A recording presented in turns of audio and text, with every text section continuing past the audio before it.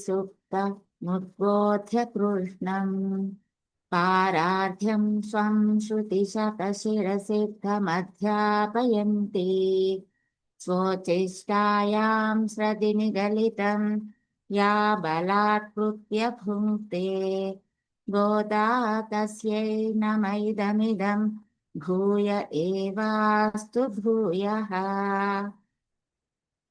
அன்னவயல் புதுவையாண்டாளரங்கற்கு பண்ணு திருப்பாவை பல்பதியம் இன்னிசையால் பாடி கொடுத்தாள் நற்பாமாலை பூமாலை சூடி கொடுத்தாலை சொல்லு சூடி கொடுத்த சுடர் கொடியே தொல்பாவை பாடியருளவல்ல பல்வலையாய் நாடினி வெங்கடவர்க்கென்னை விதியந்த விண்மாத்தம் நாங்கடவா வண்ணமே நல்கு ఆండాళ్ తిరువడిగళే శరణం.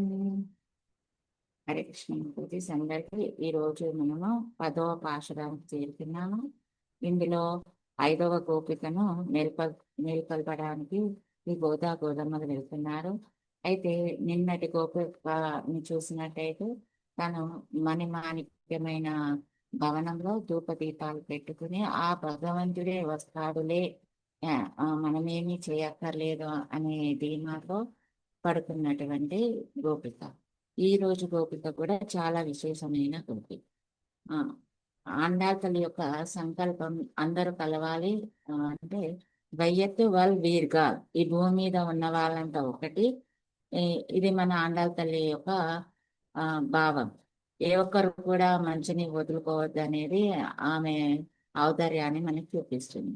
ఒక్కొక్కరిని లేపుతూ మనతో పాటు చేర్చుకుని ముందుకు సాగుతుంది. అందరూ కలిసి పొందాలనేది అమ్మ కోరుకుంటుంది. కాబట్టి శ్రీకృష్ణుడి వద్ద వ్రత పరికరాల కోసం ఏదైతే వ్రతం చేద్దాం అనుకుంటున్నారో దానికి కావాల్సిన పరికరాల కోసం అందరూ కలిసి వెళ్తూ ఉన్నారు కదా. ఒక్కో గోప బాలికను లేపుతూ ఈరోజు ఈ 5వ గోపిక వాళ్ళ ఇంటికి వచ్చేసింది. అయితే తిరుపావై అంటే ఈ తిరుపావై చూసుకున్నట్టయితే ఇది అందరి చుట్టూ తిరుగుతూ ఉంటుంది అని చెప్తూ ఉంటారు. గోపికలు బయట ఉన్న వాళ్ళు ఏమంటారు, గోదమ్మ ఏమంటుంది, లోపల గోపికలు ఏమంటారు, ఆల్వార్లు ఏమంటున్నారు, కృష్ణుడు ఏమంటున్నాడు, గుడి గురించి, కృష్ణుడి గురించి, నందగోపుడి గురించి, కృష్ణుడు చేసిన లీలల గురించి, ఇలా అందరి చుట్టూ తిరుగుతూ ఉంటుంది అన్నమాట. అయితే ఈ రోజు గోపిక వచ్చేసి చాలా విశేషమైన గోపిక అని చెప్తున్నాం కదా. ఎలాంటి గోపిక అంటే వీళ్ళందరేమో కృష్ణుని పొందడానికి నానా పాటలు పడుతూ అన్ని చేస్తూ వెళ్తున్నారు. కానీ ఈవిడ మాత్రం తానే వచ్చి అన్ని చేసి తానే వస్తాడులే, అంటే చేయడం కూడా తానే చేస్తాడు, నేను చేయవలసింది ఏమీ లేదు అని విశ్వసించిన గోపిక అన్నది. ఈవిడ ఇల్లు ఎక్కడ ఉంది అంటే కృష్ణుడి ఇంటి పక్కనే ఉందండి. ఎలా ఉందంటే కృష్ణుడికి వీళ్ళ ఇంటికి మధ్య ఓన్లీ ఒక చిన్న గోడ అడ్డు ఉంది. అయితే కృష్ణుడు ఎప్పుడు కావాలంటే అప్పుడు ఏ టైంలో అయినా సరే అలా గోడ దూకి వెళ్ళి వచ్చే అంత వీళ్ళిద్దరి మధ్య ఉన్నదని చెప్తుంటారు. అయితే ఈ విషయం ఈ గోదగోకమ్మలకు తెలుసు కాబట్టి పక్కనే ఉంది, రోజు కలుస్తూ ఉంటారు. చాలా చొరవ గలది కృష్ణుడి దగ్గర. కృష్ణుడంటే ఈవిడంటే కృష్ణుడికి చాలా ప్రీతి. కాబట్టి ఈవిని కూడా మనం గోష్ఠిలో కలుస్తుంటే ఇంకా త్వరగా మనకి కావలసినవన్నీ ఇస్తాడు భగవంతుడు అని చెప్పి తనను లేపడానికి, తనను వాళ్ళ గోష్ఠిలో కలపడానికి వస్తారని. అయితే ఇక్కడ విశేషం ఏమంటే పరమాత్మ ఆనంద స్వరూపుడు. అంటే వీళ్ళందరూ ఆ వరాలు, ఆ పరికరాలు కోరుతున్నారు. ఎందుకు కోరుతున్నారు అంటే స్వర్గాన్ని పొందడానికి, సుఖము, ఆనందం పొందడానికి అని చెప్తుంటారు.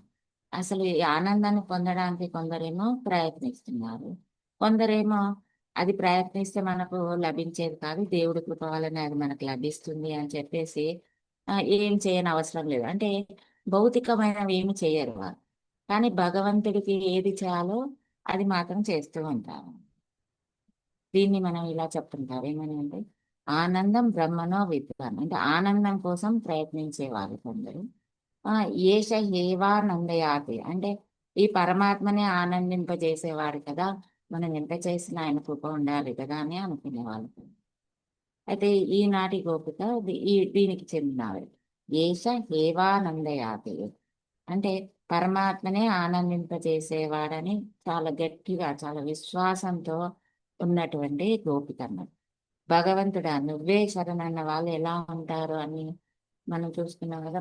భాగవతంలో, భగవద్గీతలో ఏది జరిగినా, అది జరగకపోయినా కానీ దానివల్ల వచ్చే లాభ నష్టాలకు పరమాత్మనే గాని తనకి ఏ, కాదని వాళ్ళు నిశ్చయంగా ఉంటారు. ఏది ఇచ్చినా తనదే కదా, ఏది చేసినా తానే కదా అనే నిశ్చలం, ఏదైనా ఓకే అనే నిశ్చల పదంలో ఉంటారు.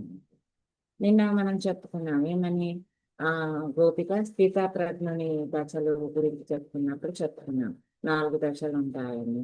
నిన్న గోపిక వచ్చేసి వశీకావస్థ వశీకావస్థలో ఉన్న గోపిక. మరి అది శ్రీశుకుని వల్ల అన్ని రకాల సుఖాల మధ్యలో ఉన్నా కానీ ఆ వాటితో పట్టింపు లేక భగవత్ అనుభవంలో ఉండిపోయింది. మరి ఈనాటి గోపిక వచ్చేసి ఆ ఏకేంద్రియ అవస్థ కలిగిన గోపిక అని. ఈవిడ చాలా మహాజ్ఞాని అని చెప్తున్నారు. ఇతర ఇంద్రియాలు అన్నీ మానేసి, ఏ పని చేయకుండా మానేసి ఓన్లీ ఒక మనసు మాత్రమే పని చేస్తుంటుంది. ఇలాంటి అవస్థ కలిగిన గోపిక. భగవద్గీతలు చెప్పినట్లు దుఃఖేషు అనుద్యమనాః సుఖేషు విగత స్పృహః వీతరాగ భయక్రోధః స్థితధీరుం మునిరుచ్యతే అని చెప్తున్నాను. అంటే ఈవిడ ఎలా అలా మహాజ్ఞాని అయ్యింది అనే దానికి చెప్తున్నారు. గురువుల ఉపదేశంచే లభించిన భగవత్ సంబంధ జ్ఞానం. మనకి ఈ సంబంధ జ్ఞానం, భగవత్ సంబంధ జ్ఞానం ఎలా వస్తుంది? గురువుల యొక్క సూక్తులు, వాళ్ళ ఉపదేశాలు, వాళ్ళ లెక్చర్లు విని ఆచరించినప్పుడే కదా. అలా కలిగి అవి స్థిరపడిందంట. ఇంకా దీనికంటే గొప్పది ఏమీ లేదు అన్నట్టు. కనుక వీరి నుండి వినింది కాబట్టి ఆవిడ ఎలా ఉండింది?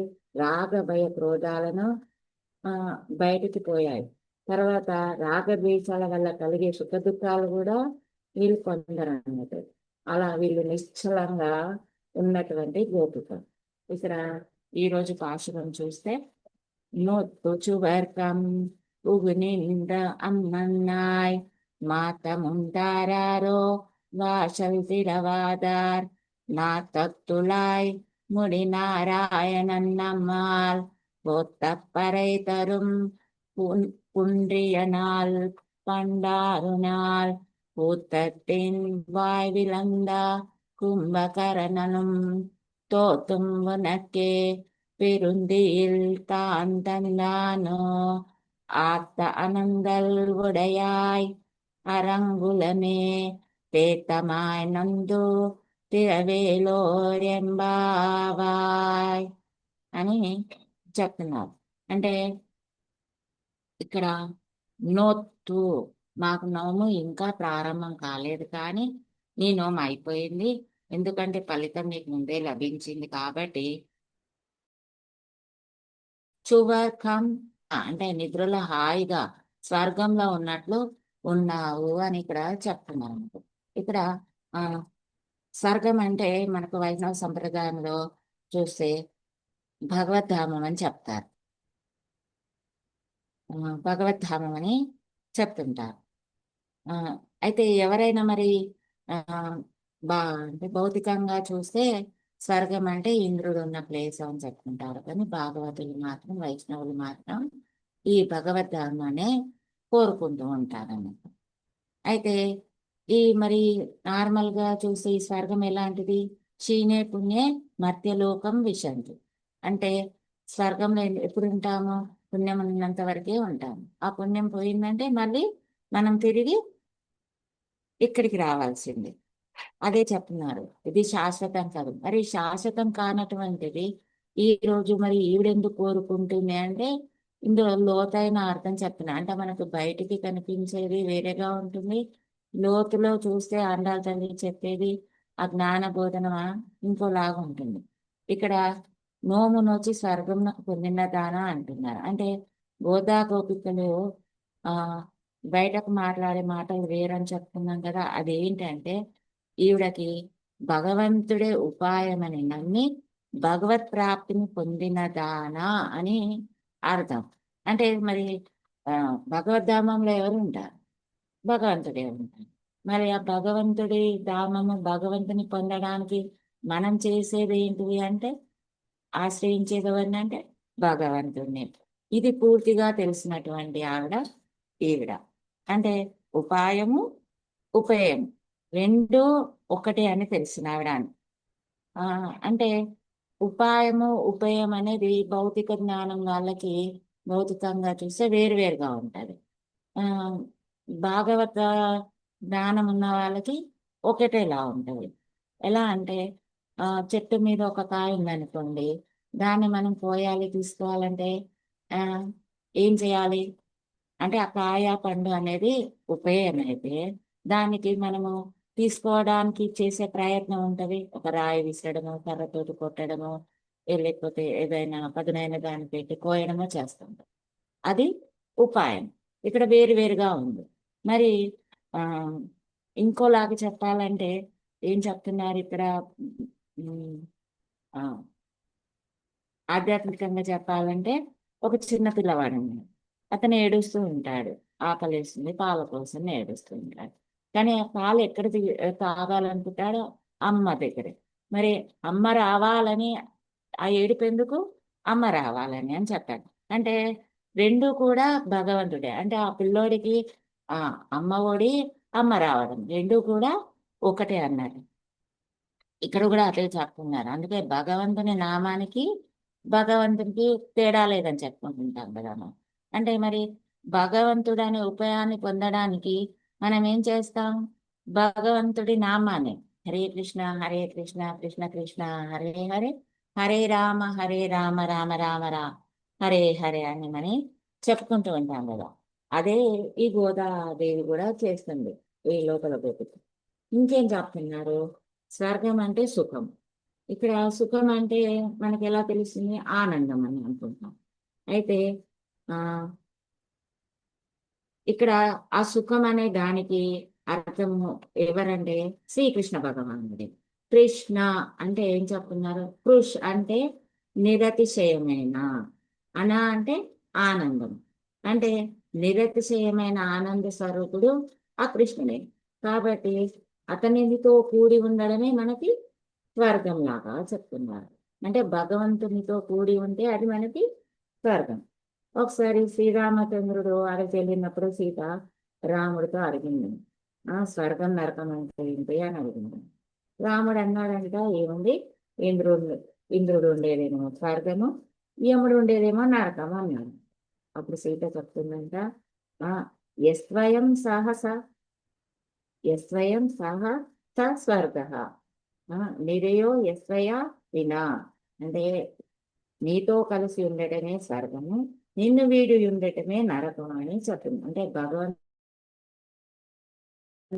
కూడి ఉంటే స్వర్గం, భగవంతుడితో కూడి లేనిదంతా నరకంగా చెప్తున్నారు. స్వర్గం అనగా ఇక్కడ భగవత్ ప్రాప్తి. అందుకే భగవత్ ప్రాప్తి నందిన దానా అని చెప్పి వీరు పలుకుతున్నారు అన్నట్టు. ఇక్కడ భగవత్ ప్రాప్తి అనే ఫలం అనేది ఒక రోజు ఉండి ఒక రోజు పోయేది కాదు. అది ఎల్లప్పుడూ అనుభవించేది అని చెప్పడానికి వీళ్ళు పువ్వు నిండా అని చెప్తున్నారు. అనుభవించుచున్నదానా అని చెప్తున్నారు.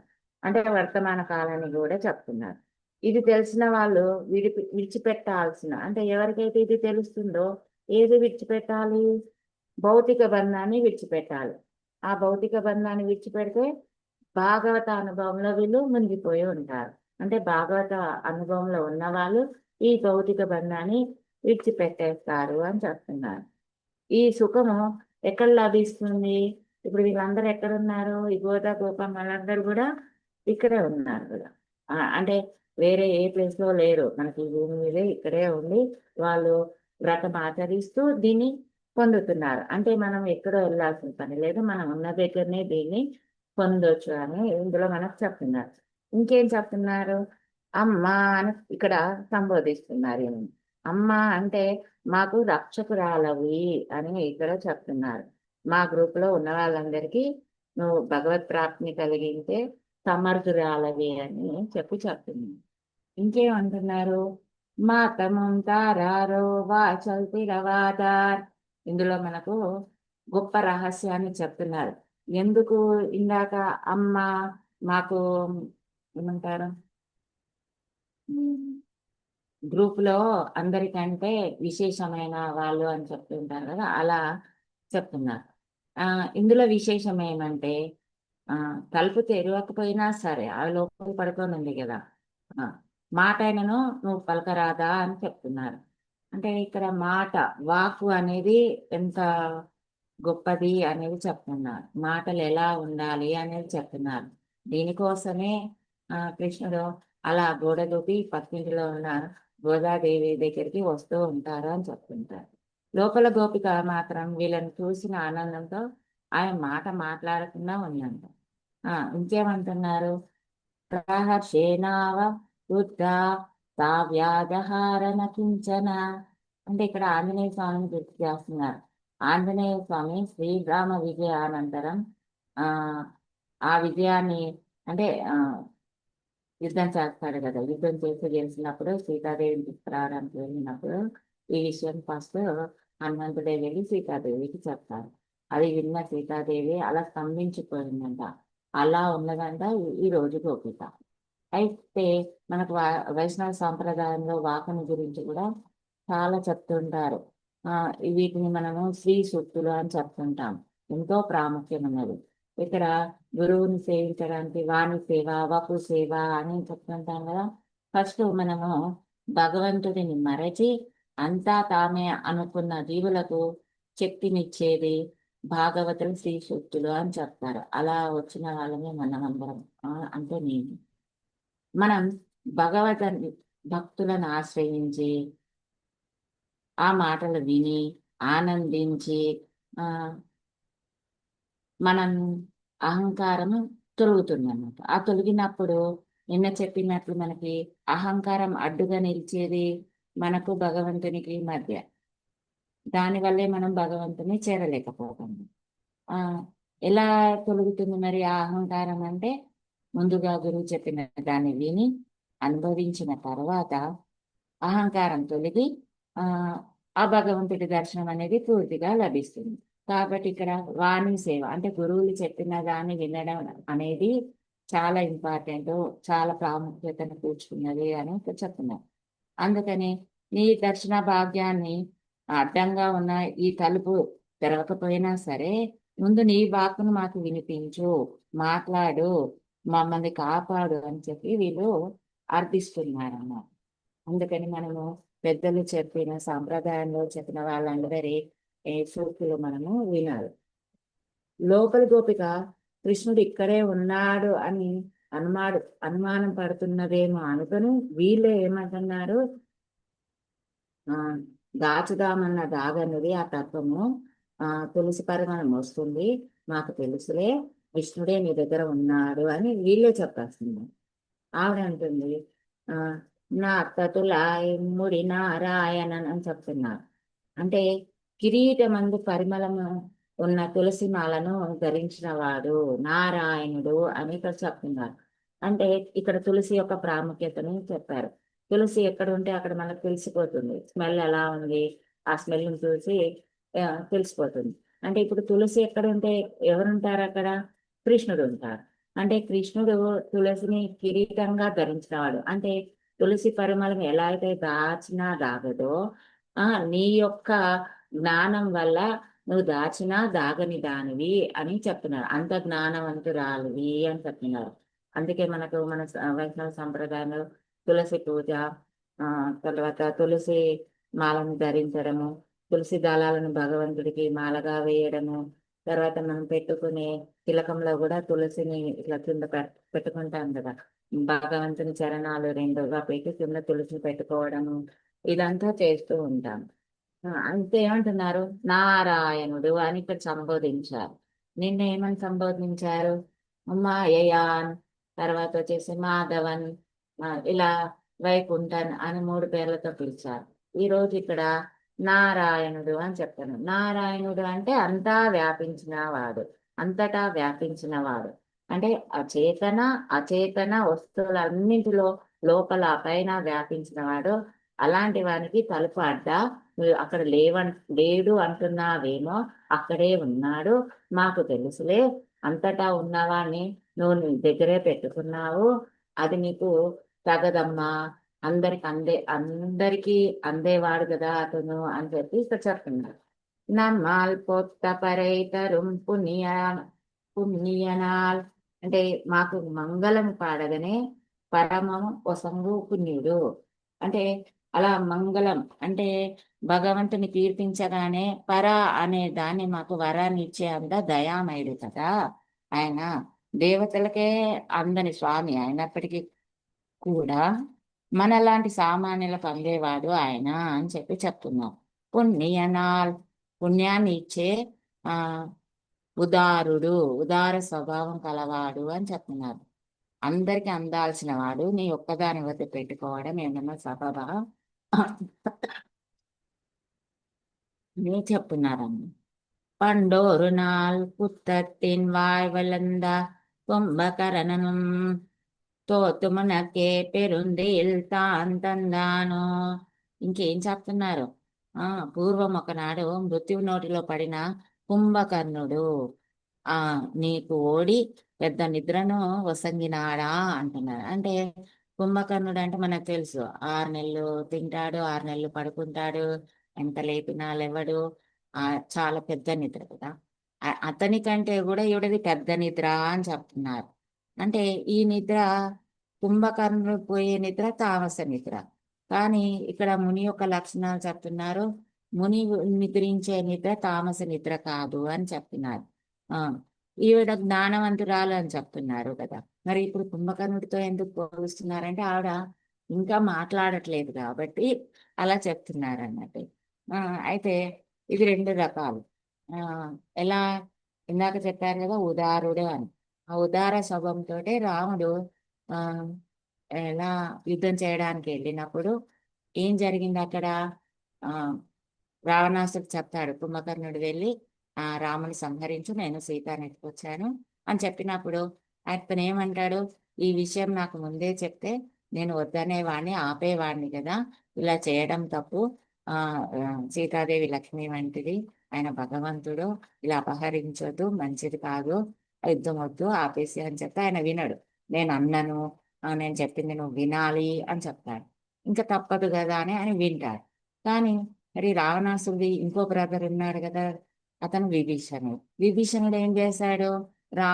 రావణాసుడు చెప్పినా ఇది తగదు, నేను దీనికి సహకరించను అని చెప్పి ఆయన వెళ్ళిపోతాడు. వెళ్ళిపోయి ఎవరిని శరణు వేడుతాడు?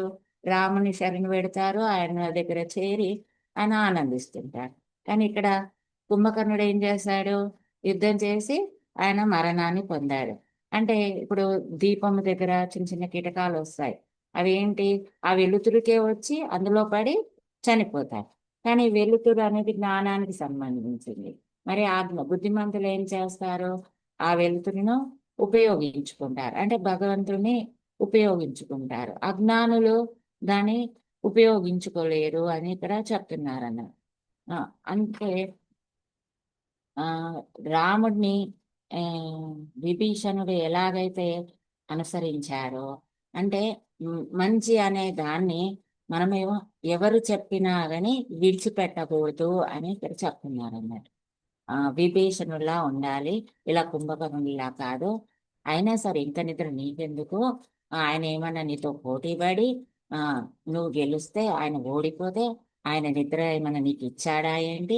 ఆయన కంటే ఎక్కువగా నిద్రపోతున్నావు, లేచి రావమ్మా అన్నట్టుగా చెప్తున్నారు. ఇంకేం చెప్తున్నారు? తొత్తు మున్నకే పెరుంది వెళ్తా అంతంగాను. ఇంతగా మేము చెప్తుంటే కూడా బయటకు రావట్లేదంటే ఆ నిద్ర నీకే ఇచ్చినట్టున్నాడు అని చెప్పి, ఇంకా ఈ కుంభకర్ణ అనే శబ్దానికి కూడా ద్రావిడ భాషలో అర్థం వచ్చేసి చెప్తున్నారు. ఏమనంటే ఇక్కడ కుంభం అంటే కుండ. అంటే ఇక్కడ కుంభకర్ణకి ఇంకో పేరు అగస్తుడు, అగస్తుడికి ఈ పేరు కుంభకర్ణ అని. అయితే ఈ శక్తిని నీకు ఇచ్చేసాడా అని చెప్తున్నాడు. ఎందుకు అగస్తుని గురించి తీసుకొచ్చారు ఇందులో అంటే ఆయన కుండలో పుడతాడు కాబట్టి కుంభకర్ణ అని చెప్తున్నాము. అయితే ఒకసారి ఏం జరిగిందంటే ఈయన శివుని వివాహానికి హిమాలయ పర్వతం వైపు వెళ్తూ ఉంటే ఆ పర్వతం అగస్త్యుని వైపు చూసి వంగిందంట. అది దేవతలందరూ చూశారు. ఒకసారి వింధ్య పర్వతము మేరు పర్వతాన్ని దాటి పెరిగిపోతుందంట. అప్పుడు దేవతలంతా గాబరా పడిపోయి ఈయనన్ను అడిగారు, ఏమని వింధ్య పర్వతం ఇలా పెరిగిపోతుంది, ఏదన్నా చేయమని. అయితే ఈ వింధ్య పర్వతం అనేది ఈయనకి శిష్యుడంట. కాబట్టి ఈయన ఆ పర్వతం దగ్గరకు రాగానే అది ఏం చేసింది, వంగి నమస్కారం పెట్టింది. అది నమస్కారం పెట్టగానే ఈయన తదాస్తు అంటారు. తదాస్తు అనగానే ఆ పర్వతం ఏంటి, ఆ పెరుగుదల ఆగిపోతుంది అన్నట్టు. అలాంటి గొప్ప జ్ఞానం కలిగిన వాడు అని చెప్తారు. అంటే ప్రతి ఒక్క దానికి ఒక అధిష్టాన శక్తి ఉంటది కదా. ఇప్పుడు భూమిని చూసుకుంటే దానిపైన ఎన్నో జీవాలు జన్మిస్తుంటాయి కాబట్టి ఆ శక్తిని మనము భూదేవి అని చెప్పుకుంటాం అలా. అయితే ఇక అగం అంటే పర్వతం, అంటే పెరుగుదలని నిలిపిన వాడు కాబట్టి ఈయనకి అగస్త్యుడు అని పేరు వచ్చింది అనుకో. అంటే పాపపు కొండలను కూడా కుడతాయి. అంటే మనలో ఉన్న పాపపు కొండలంతా పెరిగిపోయిన ఆ పాపపు రాశిని కూడా తొలగించే అటువంటి జ్ఞానం కలిగిన వాడు అని చెప్పి ఇక్కడ చెప్పుకుంటారు.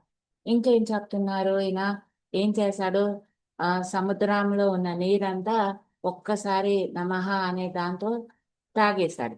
అంటే ఇక్కడ సముద్రాన్ని జ్ఞానంతో పోల్చాడు. అంటే ఒకేసారిలో అంత జ్ఞానాన్ని పొందినవాడు అని చెప్తారు. ఇంకా వాతాపిని సంహరించిన మహనీయుడు అని చెప్తారు.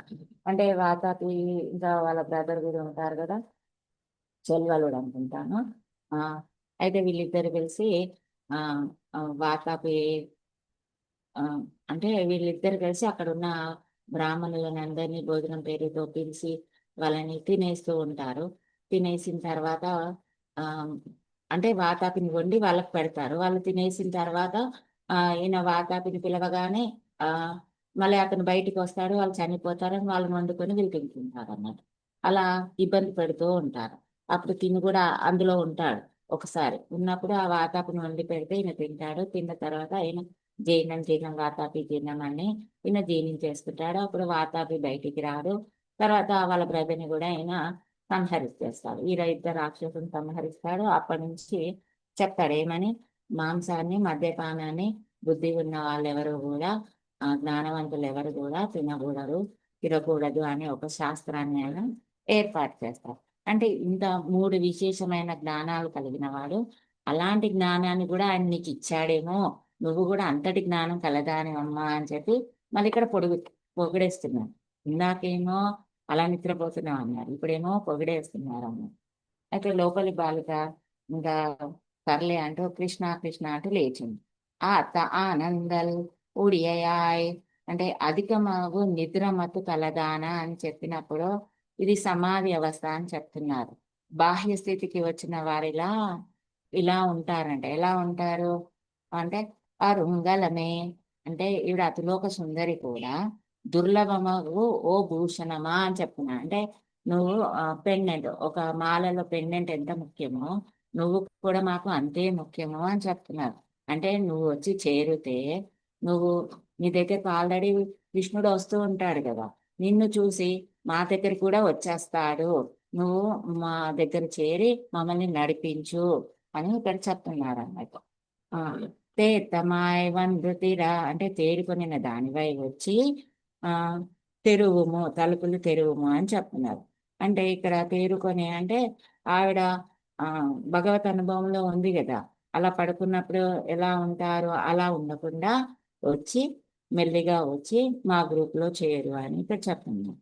ఆండాల్ దివ్య తిరువడిగలే శరణం, అలా గోదాగోపిక సర్దుకొని వచ్చి ఈ బృందంలో చేరి వీళ్ళందరూ కలిసి రేపు 6వ గోపికను ఎక్కడానికి వెళ్తున్నాం.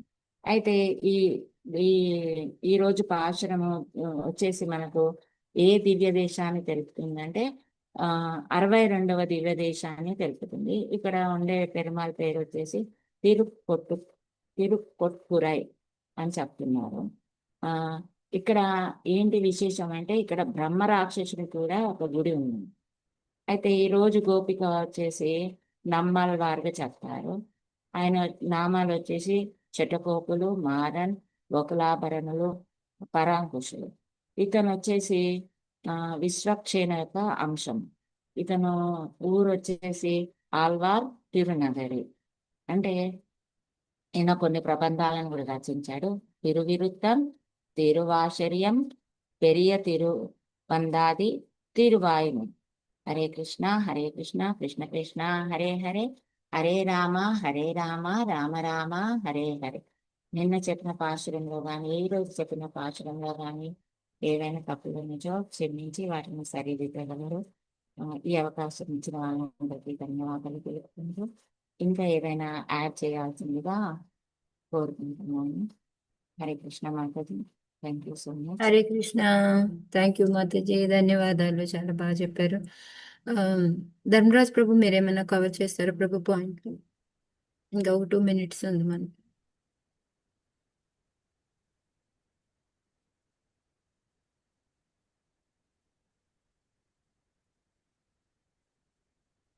హరే కృష్ణ. ఏం మాతాజీ పాసరం అంతా చెప్పాక ఇప్పుడు ఓపెన్ చేశారా మీరు కెమెరా? రిలాక్స్ అయిపోయి.